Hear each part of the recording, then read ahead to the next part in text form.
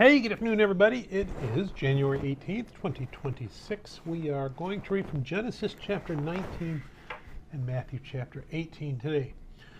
All right, so in Genesis, let's see, we saw that Christophany, the angel of the Lord, and two other angels show up at Abraham's house. They announce that time next year Isaac will be born, and they tell Abraham that they're going to go down and pass judgment on Sodom and Gomorrah. And Abraham talks them into they'll spare them if they find 10 righteous people. So the angels come to Sodom and Gomorrah, and what do they find? Well, that's what we're going to see in Genesis 19. All right. Now the two angels came to Sodom in the evening, and Lot was sitting in the gate of Sodom. So the angel of the Lord does not go with them. When Lot saw them, he rose to meet them, and he bowed himself with his face toward the ground, and he said, "Hear now, my lords, please turn into your servant's house and spend the night and wash your feet. Then you may rise early and go on your way." So Lot greets them the same way Abraham greeted them, with hospitality. "Come to my house." And they said, "No, but we will spend the night in the open square." But he insisted strongly, so they turned into him and entered his house. Then he made them a feast and baked unleavened bread, and they ate. Now Lot is in the gate, which would signify that he has some stature in the city. That's where the important people would sit. Again, we saw him ask out of hospitality, but then he kind of insists. So he knows something is not right in Sodom and Gomorrah. He knows that those people can't stay in the square. Let's pick it back up at verse 4. Now before they lay down, the men of the city, the men of Sodom, both old and young, all the people from every quarter surrounded the house. And they called to Lot and said to him, "Where are the men who came to you tonight? Bring them out to us, that we may know them carnally." So Lot went out to them through the doorway and shut the door behind him and said, "Please, my brethren, do not do so wickedly. See now, I have two daughters who have not known a man. Please let me bring them out to you, and you may do to them as you wish. Only do nothing to these men, since this is the reason they have come under the shadow of my roof." All right. So they're in Lot's house, and all of the men of Sodom and Gomorrah come and knock on the door and say, "Send these people out. We want to have sex with them," essentially rape them. It's not a pleasant thing. It's power. It's dominance. I think some people say it's a prison rape kind of a situation. It's all about power. And we see Lot tell them, "Well, no, you can't do that. That's evil. Instead, rape my daughters," which isn't much better, if you ask me. But we want to see that Lot, in his righteousness that he left Abraham with, is essentially,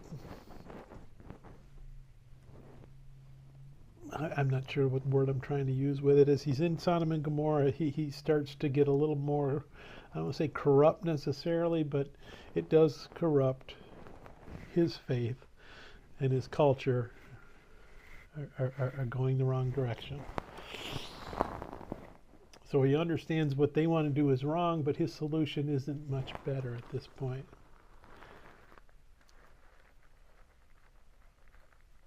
So he's gone out in front, and verse 9, "And they said, 'Stand back.' Then they said, 'This one came in to stay here, and he keeps acting as a judge.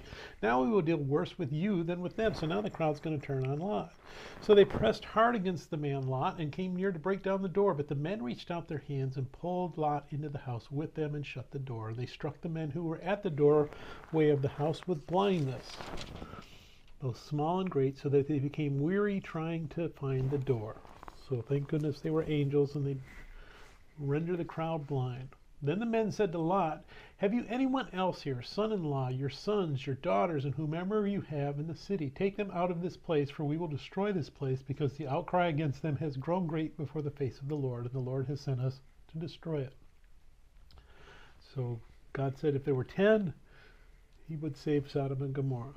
So Lot went out and spoke to his sons-in-law who had married his daughters, and said, "Get up and get out of this place, for the Lord will destroy this city." But to his sons-in-laws he seemed to be joking.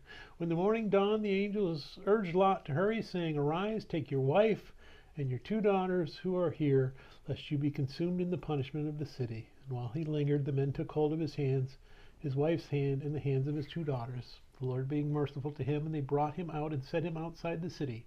So it came to pass, when they had brought him outside, that he said, Escape for your life.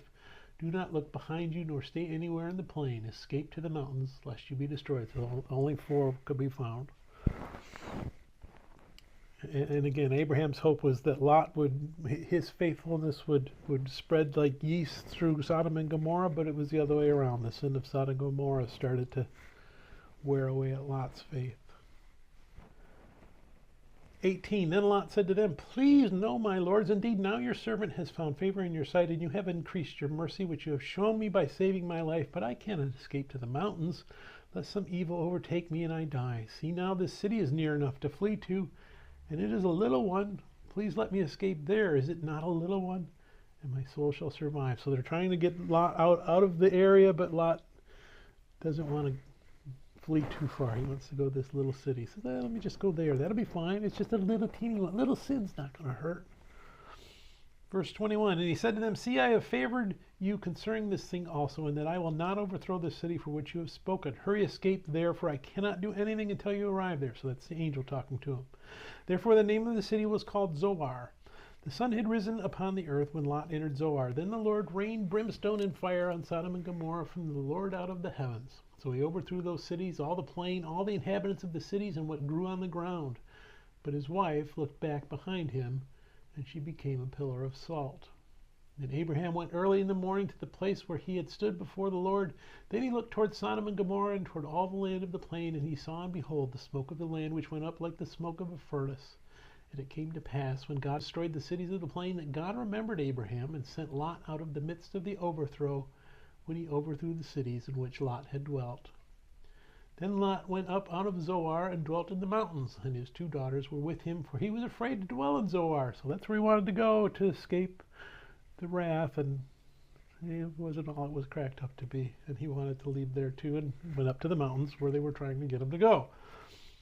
And he and his 2 daughters dwelt in a cave. Now the firstborn said to the younger, Our father is old, and there is no man on the earth to come into us, as is the custom of all the earth. Come, let us make our father drink wine, and we will lie with him, that we may preserve the lineage of our father. So they made their father drink wine that night, and the firstborn went in and lay with her father. And he did not know when she lay down or when she arose. It happened on the next day that the firstborn said to the younger, Indeed, I lay with my father last night. Let us make him drink wine tonight also, and you go in and lie with him, that we may preserve the lineage of our father. And they made their father drink wine that night also, and the younger arose and lay with him. And he did not know when she lay down or when she arose.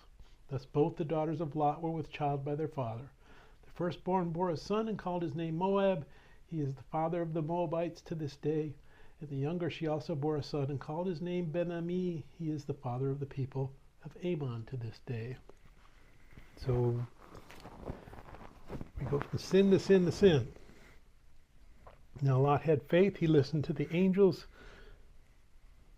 But the sin of Sodom and Gomorrah has just so infected himself that it ended up in his daughters. And we see the Moab and Ammonites become enemies of Israel through the rest of the Old Testament that we're going to read.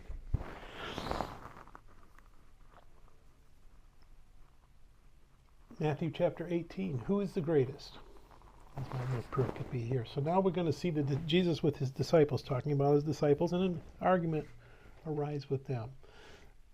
Chapter 18. At that time the disciples came to Jesus, saying, Who then is greatest in the kingdom of heaven? Then Jesus called a little child to him, set him in the midst of them, and said, Assuredly I say to you, unless you are converted and become as little children, you will by no means enter the kingdom of heaven. Therefore whoever humbles himself as this little child is the greatest in the kingdom of heaven. Whoever receives one little child like this in my name receives me. But whoever causes one of these little ones who believe in me to sin, it would be better for him if a millstone were hung around his neck, and he were drowned in the depth of the sea. Woe to the world because of offenses, for offenses must come, but woe to that man by whom the offenses comes. If your hand or foot causes you to sin, cut it off and cast it from you.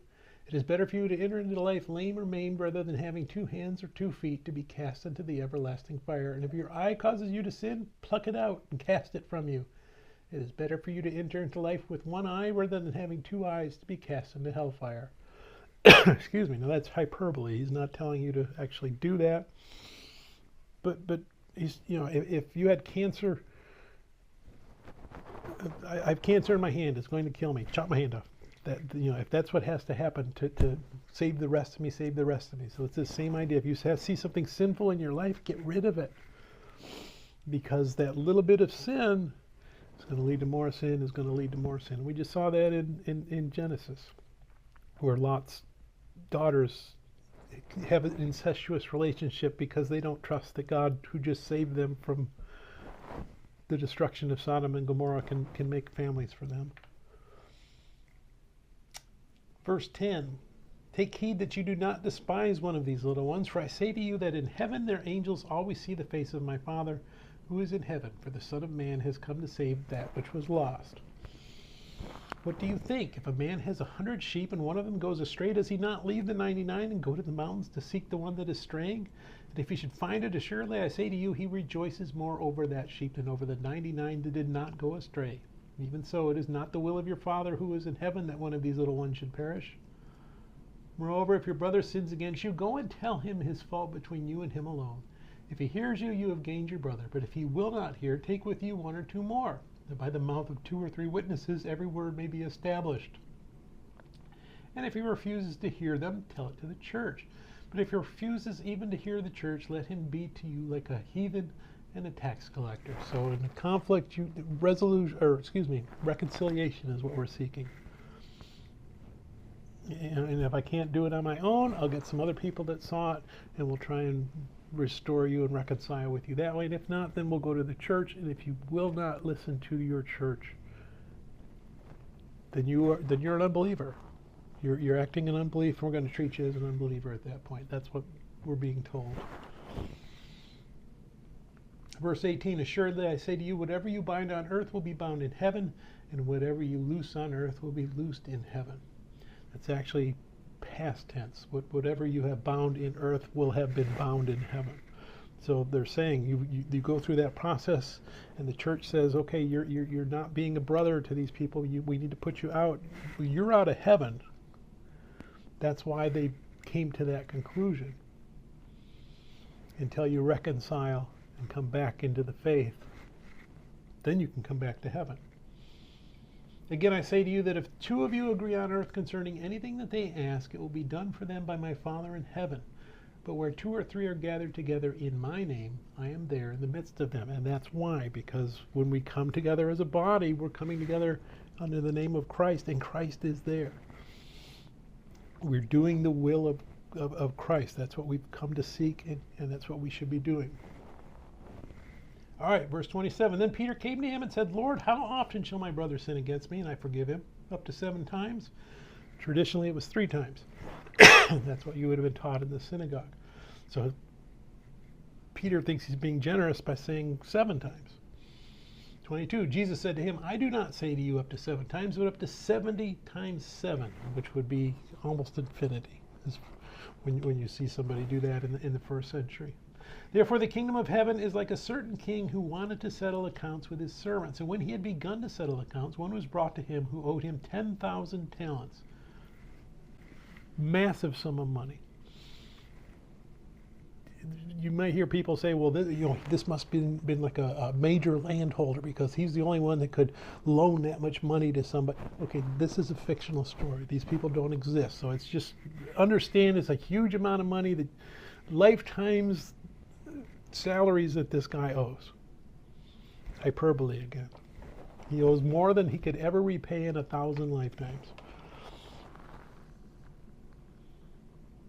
Verse 25, but as he was not able to pay, his master commanded that he be sold with his wife and children and all that he had, and that payment be made.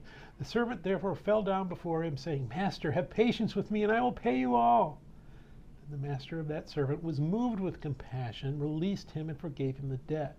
But that servant went out and found one of his fellow servants who owed him 100 denarii. A couple years, you could probably pay that off. So that's peanuts to a mountain is what you want to see. And he laid hands on him, and he took him by the throat, saying, Pay me what you owe. So his fellow servant fell down at his feet and begged him, saying, Have patience with me, and I will pay you all. And he would not, but went and threw him into prison till he should pay the debt. So when his fellow servants saw what he had done, they were very grieved and came and told their master all that had been done. Then his master, after he had called him, said to him, "You wicked servant, I forgave you all that debt because you begged me.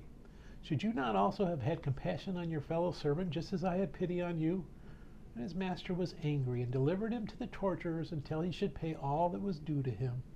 So my heavenly Father also will do to you if each of you from his heart does not forgive his brother his trespasses. We are forgiven, and we should forgive. May God bless reading of his word. May God bless you. Bye.